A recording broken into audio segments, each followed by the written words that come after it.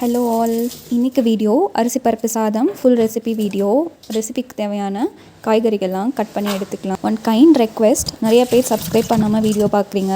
Please subscribe பண்ணுங்கள். ஸ்க்ரீனில் தெரிகிற அந்த ஐக்கான் கிளிக் பண்ணிங்கனாவே ஈஸியாக சப்ஸ்கிரைப் பண்ணிடலாம். தேங்க்யூ. ஸ்ட்ரெஸ் ஃப்ரீ குக்கிங்க்கு நல்ல ஐடியா முன்னாடியே ப்ரீ பிளான் பண்ணுறது தான். என்ன பண்ண போகிறோம், என்னென்ன வெஜிடபிள்ஸ் வேணும், இதெல்லாம் பிளான் பண்ணிட்டாவே ஸ்ட்ரெஸ் ஃப்ரீயாக முடிச்சிடலாம்.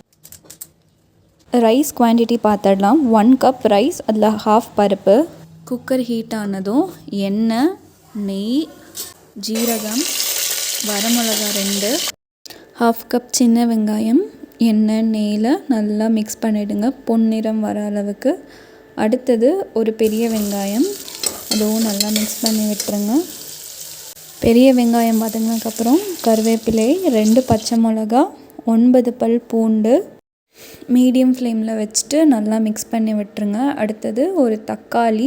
இந்த ரைஸ்க்கு வேறு மசாலா பொடிலாம் தேவைப்படாது. மஞ்சள், உப்பு மட்டும் சேர்த்துருங்க.